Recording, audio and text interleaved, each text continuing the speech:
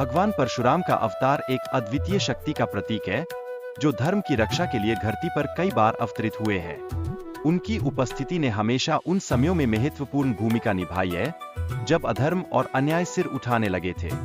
इस कहानी में वीर अर्जुन का उल्लेख महत्वपूर्ण है, जिसकी कर्तव्यपथ पर आया कामधेनु गाय की चोरी ने युद्ध का आगाज किया।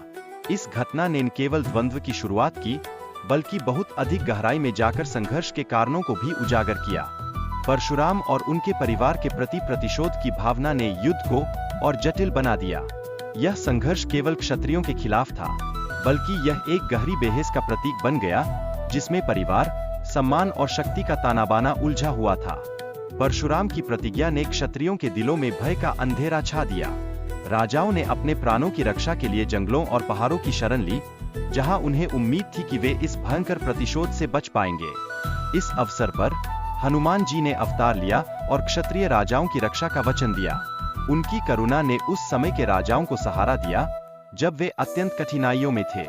उन्होंने न केवल भोजन की व्यवस्था की, बल्कि उनके मन से भय के बादलों को भी हटाने का प्रयास किया। परशुराम का क्रोध और उनकी गर्जना ने सबका दिल दहला दिया। ऐसा प्रतीत हुआ जैसे सृष्टि में एक अंधेरा छा गया हो, जिससे सभी राजाओं के मन में असहायता का भाव उत्पन्न हुआ। यह एक भयावह घटना थी, जिसने युद्ध की तीव्रता को दर्शाया। इस संकट की घड़ी में सृष्टि की स्थिरता को बनाए रखने के लिए देवताओं ने भगवान शिव से सहायता मांगी। सभी की आशाएं भगवान शिव पर टिकी थीं, जो इस विनाशकारी स्थिति को सुधारने में सक्षम थे। भगवान शिव ने इस भयानक युद्ध को रोकने के लिए हस्तक्षेप किया। उन्होंने परशुराम जी को उस प्रतिशोध की भावना से मुक्त किया, जो उन्हें इस दिशा में ले जा रही थी। यह मोड़ न केवल युद्ध के लिए महत्वपूर्ण था, बल्कि यह परशुराम के लिए भी एक नई राह खोलने वाला था। युद्ध समाप्त होने के बाद परशुराम जी ने एक कठिन निर्णय लिया। उन्होंने तपस्या करने का प्रण लिया और अपने सभी दान ब्राह्मणों को समर्पित कर दिया। यह उनकी महानता का उदाहरण था, जो केवल युद्ध में नहीं, बल्कि आत्मिक उन्नति में भी विश्वास करते थे। इस प्रकार परशुराम जी की कहानी केवल युद्ध और प्रतिशोध की नहीं है, बल्कि यह धर्म, करुणा और आत्मज्ञान की भी है। उनके जीवन से हमें यह संदेश मिलता है कि सच्ची शक्ति केवल बाहुबल में नहीं, बल्कि विचारों और कार्यों में भी निहित होती है।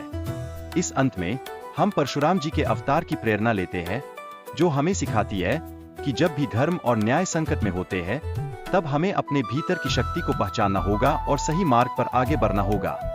भगवान परशुराम की इस अद्भुत कथा का समापन हमें यह याद दिलाता है कि हमारे कर्म, हमारे विचार और हमारे उद्देश्य ही हमें सही दिशा में ले जाते हैं। यही है उनका संदेश, जो आज भी प्रासंगिक है।